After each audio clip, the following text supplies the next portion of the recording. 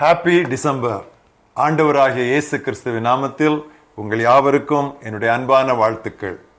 இந்த நாளின் தியானத்தின் தலைப்பு இந்திய கிறிஸ்துமஸ், இந்தியன் கிறிஸ்துமஸ். வாசிக்க வேண்டிய பகுதி லூக்கா 2ஆம் அத்தியாயம் 8ஆம் வசனம் முதல் 18ஆம் வசனம் வரை.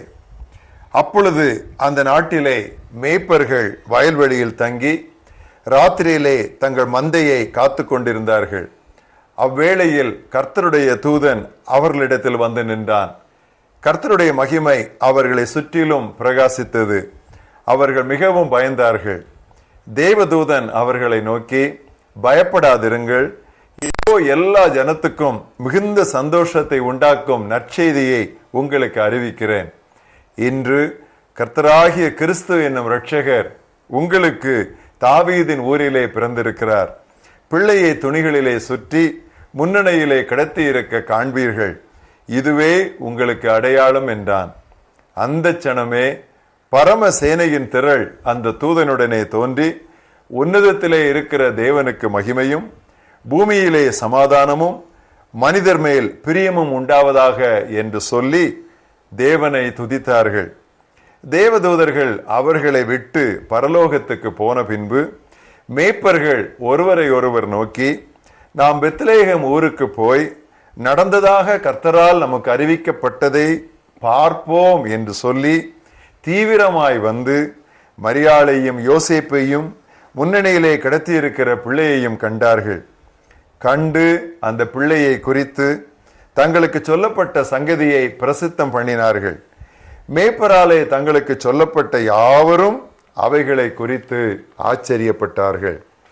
இன்றைய மனப்பாட வசனம் யோவான் 3ஆம் அத்தியாயம் 16ஆம் வசனம். கடவுள் இவ்வளவாய் உலகத்தில் அன்பு கூர்ந்தார். God so loved the world that he gave his only begotten son.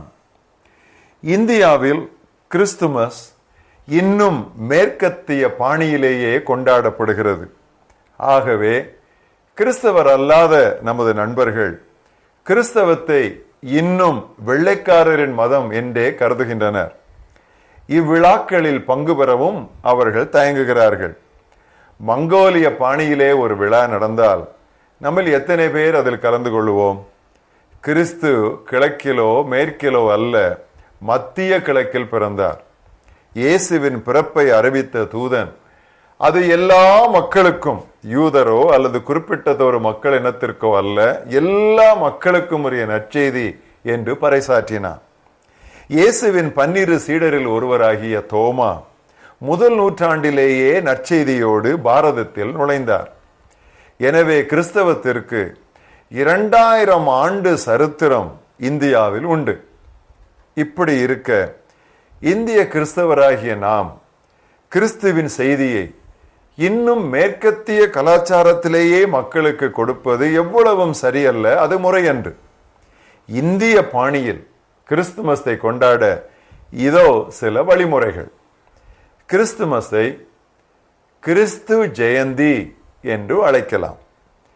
கிறிஸ்தவர் அல்லாதோரையே நம்முடைய விழாக்களுக்கு முக்கிய விருந்தினர்களாக நாம் அழைக்க வேண்டும். நற்செய்தியை ஏற்கனவே தெரிந்த கிறிஸ்தவ இல்லங்களுக்கே பாடல் பவனி கேரல் செல்லுவதை விட நம்முடைய சுற்று வட்டாரத்தில் உள்ள கிறிஸ்தவர் அல்லாதோரின் இல்லங்களுக்கு சென்று வாழ்த்து அட்டை அல்லது புதிய ஏற்பாடு ஒன்று நாம் அன்பளிக்கலாம். நள்ளிரவில் சென்று அவர்கள் தூக்கத்தை கலைக்க கூடாது. மாலை நேரங்களில் செல்லலாம். கையிலே உண்டியல் எடுத்து செல்லாதிருங்கள். கிறிஸ்துமஸ் வாழ்த்து அட்டைகளை எத்தனை புறமதத்தினருக்கு அனுப்ப முடியுமோ அத்தனை பேருக்கும் அனுப்பி வையுங்கள். இந்திய கலாச்சார பின்னணியங்களிலேயே வாழ்த்து அட்டைகளும் அந்த வரிகள் பிராந்திய மொழிகளிலுமே இருப்பது மிகவும் நல்லது. கிறிஸ்துமஸ் அலங்கரிப்பிலும் நாம் மாற்றம் கொண்டு வரலாம். சவுக்கு கிளைகளை விட மாவிலை தோரணம் இந்திய கலாச்சாரத்திற்கு ஏற்றது. மெழுகுவர்த்திக்கு பதிலாக அகல் விளக்கு அல்லது குத்து விளக்கு ஏற்றலாம். கிறிஸ்துவின் நற்செய்தி கலாச்சாரங்களுக்கு அப்பாற்பட்டது. அது கலாச்சாரத்திற்கு எதிரானது அல்ல. கிறிஸ்துமஸ் போட்டிகளிலே, கிறிஸ்துமஸ் கேம்ஸ், கிறிஸ்தவர் அல்லாத சிறுவர் சிறுமிகளை கூடிய மட்டும் அதிகமாக சேர்த்துக் கொள்ள வேண்டும். பொருள் தெரியாத பதங்களை சொல்லுவதை விட தமிழில் இனிமையாக நாம் பாடலாம். கிறிஸ்தவர் அல்லாதோருக்கான சிறப்பானதொரு கிறிஸ்துமஸ் ஆராதனையை சபைகளில், வீடுகளில், முடிந்தால் உங்கள் அலுவலகங்களிலும் நீங்கள் நடத்தி அவர்களுக்கு பரிசளிக்கலாம். நற்செய்தி கூற இதை ஒரு நல்ல வாய்ப்பாக நீங்கள் பயன்படுத்திக் கொள்ளலாம். சுவிசேஷத்தின் மேலிருந்த யூத ஆடையை பவுல் கழற்றி எறிந்தார். லத்தீன் ஆடையை லூத்தர் கழற்றி எறிந்தார். ஐரோப்பிய ஆடையை இந்தியாவிற்காக கழற்றி எறிய வேண்டியது நமது பொறுப்பு. Paul declothed the gospel from its Jewish garment. Luther declothed the gospel from its Latin garment. It is the responsibility of Indian Christians to declothe the gospel from its European garment. இம்மாதம் முழுவதும் முடிந்த வகைகளிலெல்லாம் கிறிஸ்தவர் அல்லாதவருக்கு கிறிஸ்து ஜெயந்தியின் பெயரை வைத்துக்கொண்டு நாம் நற்செய்தியை பகிர்ந்து கொள்ளலாம். ஒருவரும் எதிர்க்க மாட்டார்கள். இது அவர்களுக்கு கிறிஸ்துமஸ் காலம், எனவேதான் கிறிஸ்துவை பற்றி நம்மிடம் சொல்லுகிறார்கள் என்று சொல்லி அவ்வளவு பண்பாக, அவ்வளவு மனப்பூர்வமாக, அன்போடு நம்மை ஏற்றுக்கொள்வார்கள். பயன்படுத்துவீர்களா?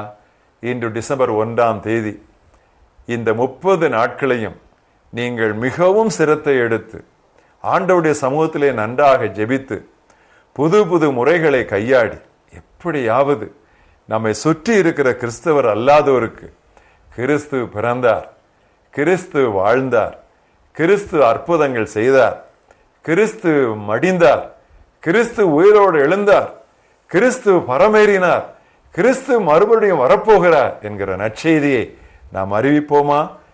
தேவன் தம்முடைய ஒரே பேரான குமாரனை விசுவாசிக்கிறவன் எவனோ அவன் கெட்டு போகாமல் நித்திய ஜீவனை அடையும்படிக்கு அவரை தந்தருளி இவ்வளவாய் உலகத்தில் அன்பு கூர்ந்தார்.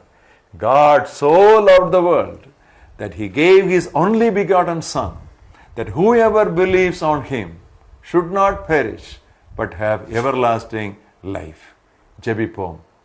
எங்க நல்ல ஆண்டவரே, இந்த அருமையான டிசம்பர் மாதம் முதல் நாளுக்காக நாங்கள் நன்றி சொல்லுகிறோம். எத்தனையோ டிசம்பர் மாதங்களை எங்களுடைய வாழ்க்கையிலே நாங்கள் கழித்து விட்டோம். சுவிசேஷம் அறிவிக்கப்பட்டவர்களுக்கே அறிவித்து, கிறிஸ்துமஸை பற்றி தெரிந்தவர்களுக்கே கிறிஸ்துமஸ் பாடல் வாழ்த்துகள் அனுப்பி, ஆண்டவரே எங்களுடைய காலங்களை எல்லாம் நாங்கள் வீணாக்கி விட்டோம்.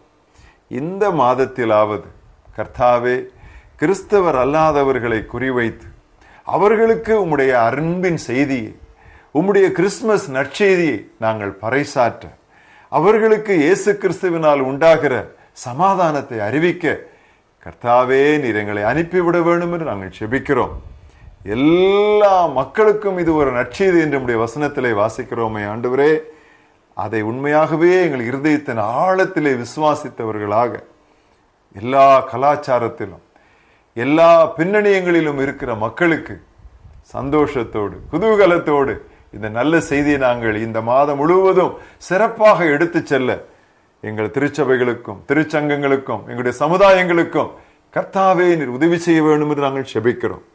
2000 ஆண்டுகளுக்கு முன்பதாக உம்முடைய குமாரனாகிய இயேசு கிறிஸ்துவை நீர் எங்களுக்காக அனுப்பினதற்காக நாங்கள் நன்றி சொல்லுகிறோம்.